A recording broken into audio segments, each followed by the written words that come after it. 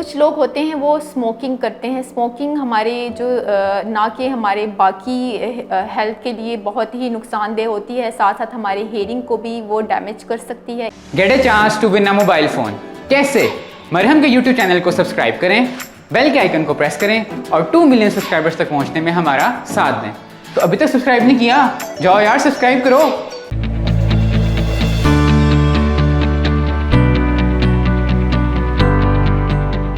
अस्सलाम वालेकुम, my name is doctor बिनिश Khan and I am consultant audiologist. आज की वीडियो में हम बात करेंगे कि ऐसी कौन सी ग़िज़ाएँ हैं जो कि हमारी हेल्दी हेयरिंग को इम्प्रूव कर सकता है।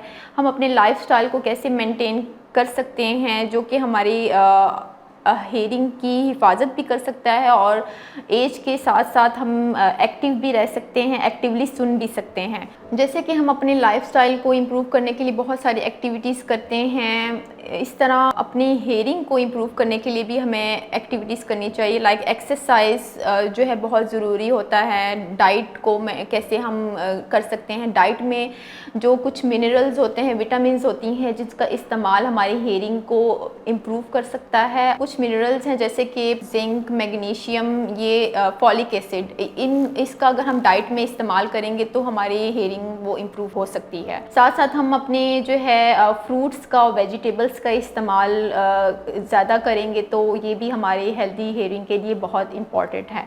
क्या आप मरहम की सर्विसेज अवेल करना चाहते हैं तो आज ही गूगल करें हेल्प मी मरहम और घर बैठे डॉक्टर की अपॉइंटमेंट बुक कराएं या फिर ऑनलाइन वीडियो कंसल्टेशन के थ्रू अपने डॉक्टर से ऑनलाइन बात करें और मेडिसिन और लैब टेस्ट के ऊपर डिस्काउंट भी हासिल करें। और कुछ लोग होते हैं वो स्मोकिंग करते हैं। स्मोकिंग हमारे जो ना कि हमारे बाकी हेल्थ के लिए बहुत ही नुकसानदेह होती है, साथ साथ हमारे हेयरिंग को भी वो डैमेज कर सकती है इस तरह से, क्योंकि हमारे जो कॉकलिया है उसको भी ब्लड सप्लाई जाता है। वो जो ब्लड सप्लाई होता है उसको ऑक्सीजन सप्लाई भी होता है उसमें, और वो जो स्मोकिंग करते हैं उसमें निकोटीन की जो तादाद है वो उसको सप्लाई को कम कर देती है और ऑक्सीजन को भी वो ऑक्सीजन की सप्लाई को भी कम कर देती है और ब्लड की सप्लाई को भी कम कर देती है, जिसकी वजह से कॉकलिया जो है वो बहुत ही ज़्यादा कमज़ोर हो जाता है और हेयरिंग इफेक्ट होना स्टार्ट हो जाती है। ये कुछ ग़िज़ाएँ जो मैंने आपको बताई हैं, विटामिन और मिनरल्स, उसके साथ साथ हम अपने डाइट में वेजिटेबल्स का ज़्यादा से ज़्यादा इस्तेमाल करें और फ्रूट्स में हम केले का इस्तेमाल, केला जो है वो बहुत ही ज़्यादा अहम होता है हेल्दी हेयरिंग के लिए। और इसके अलावा माल्टा जो है, माल्टा भी बहुत ही अहम